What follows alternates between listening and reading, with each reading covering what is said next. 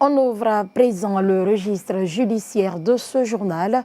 Le procès des événements du 28 septembre 2009 s'est poursuivi ce lundi devant le tribunal criminel. Les débats ont porté sur des questions-réponses et la demande de l'un des avocats qui émet le doute sur l'état de santé mentale du témoin Youssouf Joli Touré, alias Joli.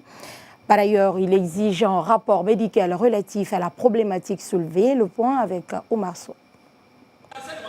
Alors que le témoin Youssouf Touré poursuit sa déposition, le conseil du colonel Abdoulaye Chérif Diaby remet en cause l'état de santé du comparant. Conséquence, l'avocat demande au tribunal criminel une expertise des professionnels en la matière. Je m'en vais dire à ce niveau que M. Youssouf Touré, j'émets un doute quant à la capacité de ses facultés mentales. Ainsi, Monsieur le Président, sur le fondement des dispositions des articles 258 et suivants du Code de procédure pénale, ordonner une expertise. Youssouf Touré, ici présent, Monsieur le Président, est en train de vous présenter des incohérences inédites. En attendant cet examen de cette demande, je m'abstiendrai à poser des questions à Youssouf Touré que je qualifie d'un incapable.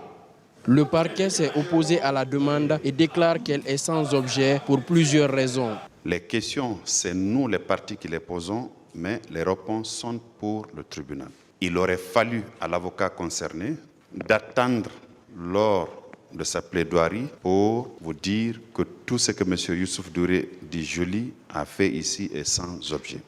Mieux, M. le Président, le témoin qui comparaît n'a à date manifesté aucun signe de démence pour arriver à la conclusion que c'est un aliéné mental pour lequel votre juridiction devait commettre un expert à l'effet d'examiner son état psychique.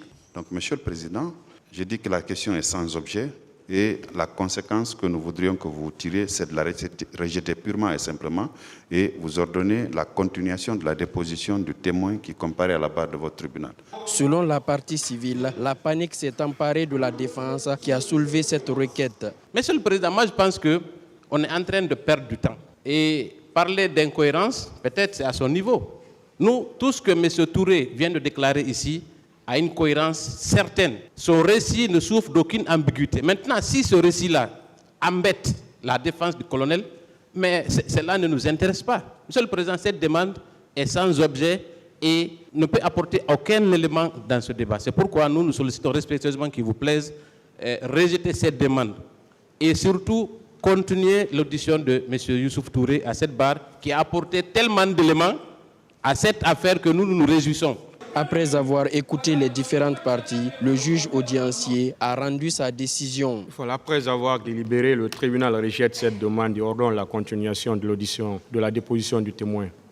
Conformément à la décision du président, les débats sur le fond se sont poursuivis dans le cadre du procès des événements du 28 septembre 2009.